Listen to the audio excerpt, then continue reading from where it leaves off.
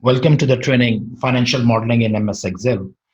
Financial modeling is a skill which has become very important in the recent years, and we cannot underestimate its importance for accounting and finance professionals.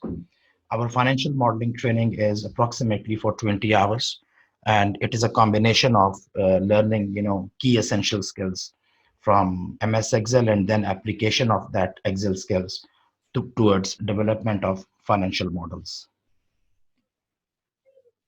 Our training objectives will be, MS Excel knowledge base. We assume that participants, they do have fundamental knowledge of MS Excel.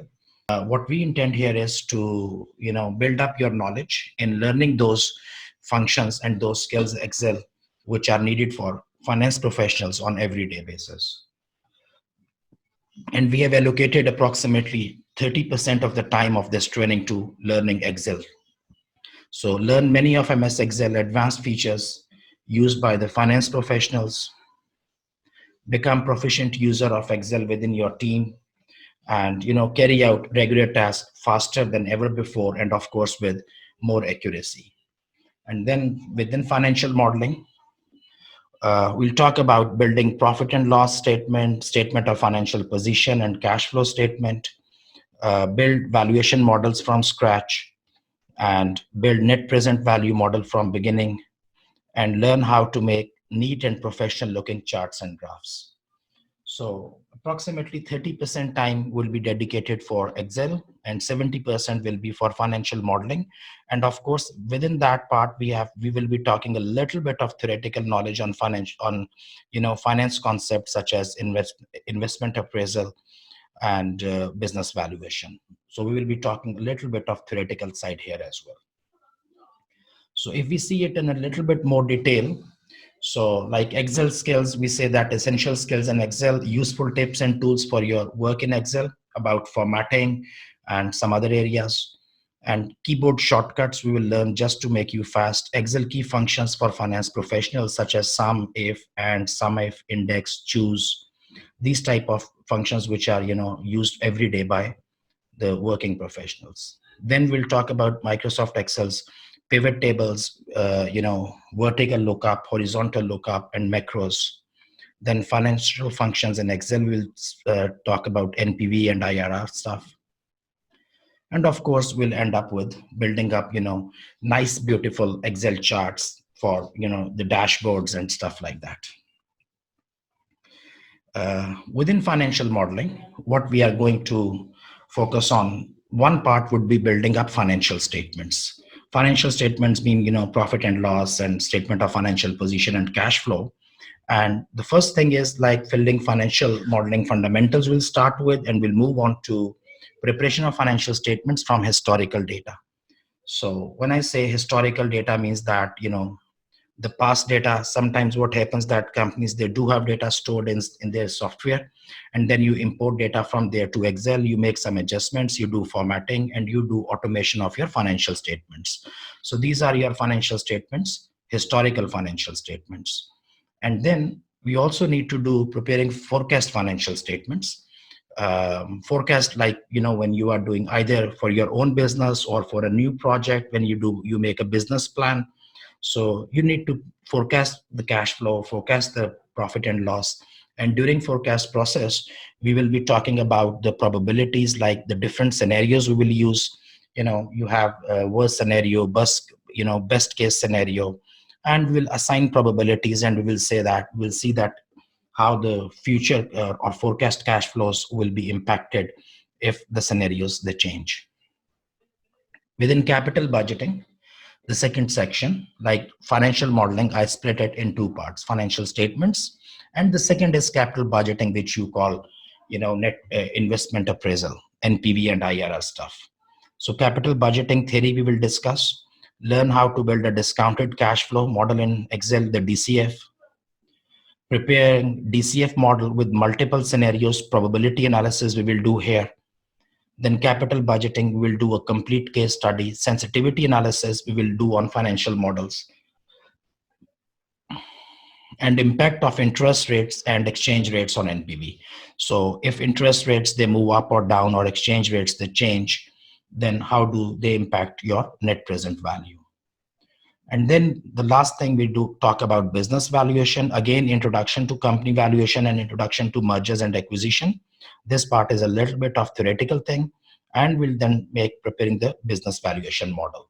So like when I say that 70% of the time will be allocated to financial modeling, so within that we talk about your financial statements, capital budgeting thing, and business valuation models. So these models we will learn how to make. Now, let me give you a very, how to say, a glimpse of what we are going to do. How would we start and where we will end? So topics are here, but you may want to see them, um, some visible, tangible things I need to show.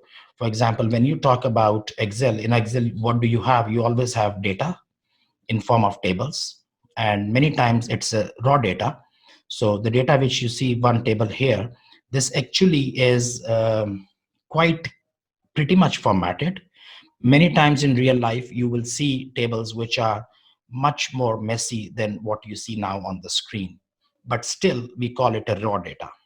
So we have to work on such type of data, and sometimes you have hundreds of rows and sometimes even thousands of rows, and you need to accumulate them, you need to group them, you need to analyze them, and of course we need to put some logical functions so for sorting purposes, etc. So this is where we usually start with this type of data. And then what we do, we format it into tables, we prepare our pivot tables, which are very helpful for data analysis and data presentation.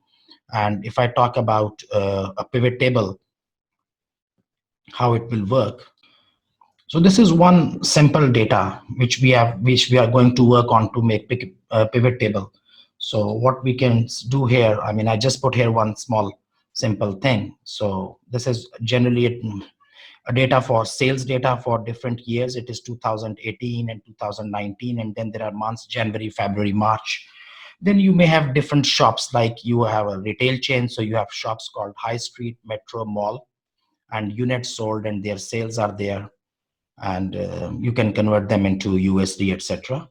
So this is a long data which does not generally make much sense because there are so many lines and there are so many rows. So what we need to do, that we need to convert it into um, into a pivot table. And ultimately, when you will do it into pivot table, probably something like this, we will learn this, and a pivot table will appear to you. And then based on that pivot table, you will select that what do you want to show on the rows, what do you show on the column side, and you can choose different variables. All of these variables are there. Which tables do you want to reflect in your final table? You can even change them very frequently. So all these items you can decide that, probably months on the rows, and then you may have the shops on the high street, mall, metro on the within the columns, and then there is a grand total. So you work on your pivot table. Ultimately, the entire data is already arranged in this form, in which you have months there, and probably these months are not properly ordered. We need to order them. We need to arrange them like January, February, March, and so on. And the total sales are there. So totals have already been made, and you move on. And if you see that it took only less than 3 minutes, that's such a big data. Maybe it has 1,000 lines. All of those 1,000 lines have been properly arranged within three minutes with the help of the pivot table. And you can choose to decide to see which you want to see. You want to see on month wise, you want to see shop wise, you want to see the grand total, whatever. It is your choice. How do you want to? You want to see it in AED currency, the dirhams, or you want to see the USD currency? And you move forward, and you can even put filters to that. Within that pivot table you can use filters, then you can add your charts here.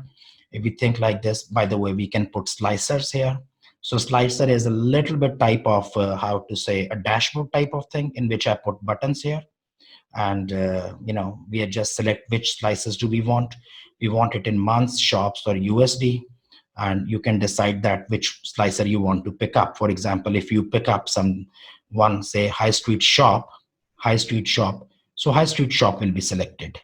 If you pick up the mall, if you press the button mall, the sales from the mall will appear. So it's very dynamic table. You call it a dynamic table, which is, moving according to your presentation needs. And then you can format your table, and ultimately, finally, what you do that you will put, formatting you have done, and then you can draw some charts there. And finally, you end up with putting some charts for presentation purposes. So it's just like 2 or 3 minutes, 4 minutes, you can just learn how to manage a long table with the help of the pivot table.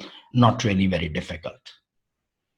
But of course, this is the beginning. This is a very simple form of pivot table. We will be doing it a little bit more advanced stuff also. This is just the beginning thing. Then if we move on to the next slide, we talk about, finally, you can show your pivot table in this form, and you can also put some different type of charts or graphs, whatever you want to see. So different type of charts you can present in Excel, and we will learn how to make such beautiful, eye-catching, nice, neat charts, because ultimately your work is presented within the organization or outside the organization, and it has to be, eye-catching, attractive. Then we talk about further charts, different form of charts you will learn. And financial statements we'll make in Excel. This is what I said that in the beginning, when we take the raw data, ultimately financial statements like historical financial statement, probably forecast financial statements, we will present them in, prepare and present in Microsoft Excel. Then you can have your DCF model. This is where our financial modeling, the DCF part will start. We'll decide the tax rate, discount rate, and your growth or inflation, whatever, and your equity and debt. So whenever you make any change here in the tax rate or in the discount rate, which is your WACC, so all the cash flows will change, and it will make impact on the entire model. So we will learn how to put assumptions and how to link assumptions to your entire model. So you don't need to go back and make changes everywhere. You will make changes only in the assumption column. You can increase your capex, the initial investment. You can increase your tax rate. You can increase your or decrease your, discount rate, etc. Then your final thing would look like a dashboard in which you will make your IRR, what is your internal rate of return, IRR, the market value of the business, intrinsic value, market capitalization. So all of these things will be shown in your final dashboard. So you start with the raw data and you end up making up like a full financial complete model. So this is just one example of a financial model. Of course, when we will start making it, it would be different than what we see now on the screen. This is just one simple sample standard which I've shown you. It's a very interesting thing. I mean, financial modeling, not only it's very interesting, it makes you very handy. It makes you very powerful and skilled during your work. I mean, that sometimes people that they spend probably hours and hours, and because they do not know how to use Excel. But once you know that how to make the best use of Microsoft Excel, not only that your work becomes very easy, not only that you become fast, but also, it gives you a lot of possibilities to, um, apply your knowledge and to use your knowledge and definitely bring value to your company, bring value to your business, bring value to your job. So thank you very much for your time. It's a short introduction. I didn't want to spend more time on introducing this thing.